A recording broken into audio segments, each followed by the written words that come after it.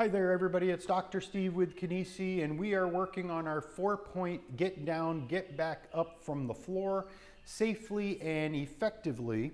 And what this exercise is going to be is working on the mobility through the hips and the legs and the spine.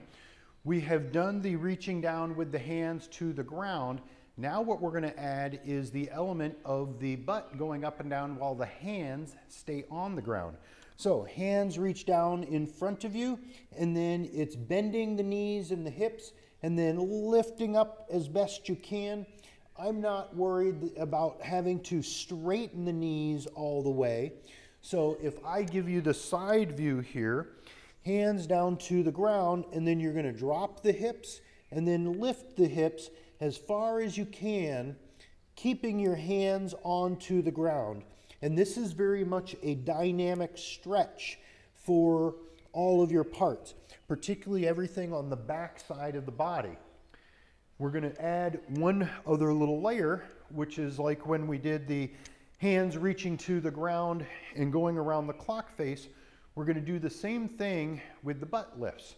So hands will reach down at the diagonal, and then the hands stay there doing a couple of the lifts.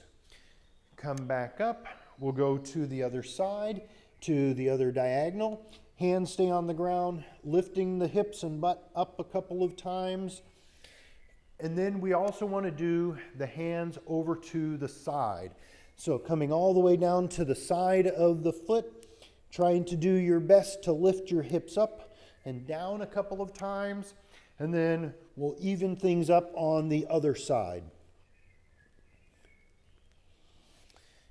And that is going to be some really good practice for the mobility that your body needs to get up and down from the ground safely and effectively. So have fun with that one, everybody.